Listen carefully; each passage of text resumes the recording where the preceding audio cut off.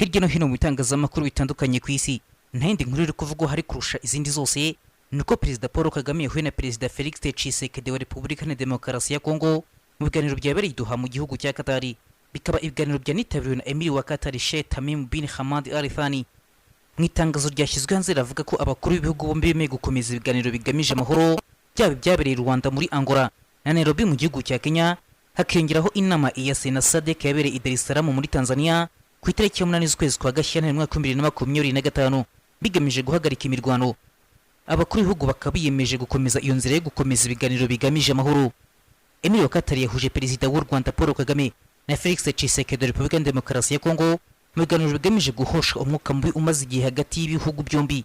Inama yabaye ntabwo igamije gusimbura inzira zisanzwe zashyizweho zigamije gukemura ikibazo kiri hagati y'ibihugu byombi n'intambara mu burasirazuba bwa Kongo, zirimo ibiganiro bya Rwanda byashyizweho n'umuryango wa Afurika yunze ubumwe. Ifoto yashyizwe hanze n'igihugu cya Qatar igaragaza Sheikh Tamim bin Hamad Al Thani yicaye hagati, ibumoso hari Perezida Kagame mu gihe iburyo hari Perezida Tshisekedi.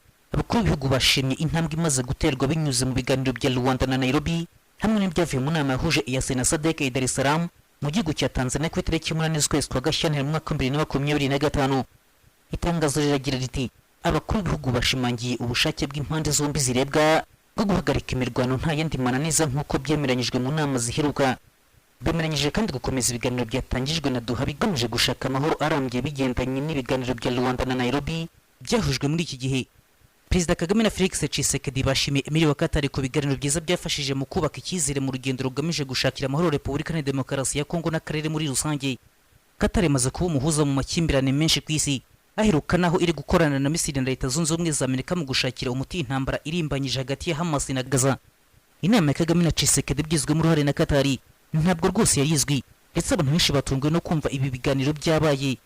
Tariki 23 Mutarama mu mwaka wa 2023 byari byatangajwe ko hariwe ibiganiro bihuje impande zombi muri Qatar, gusa ntibyaba ku ruhande rwa Repubulika ya Demokarasi ya Kongo rwanze kwitabira ku mpamvu z'uko ngo Qatar ari igihugu cy'inshuti ikomeye y'u Rwanda. Gusa guverinoma ya RDC nyuma yaje kuvuga ko ititabiriye kuko hari izindi gahunda abagombaga kwitabira bari bafite i New York muri Leta Zunze Ubumwe za Amerika. Mbere y'icyo gihe kandi nabwo Perezida Felix Tshisekedi yiranze guhura na Perezida Kagame kuko ubusabe yahawe na makuru y'Ubufaransa yabuteye utwatsi.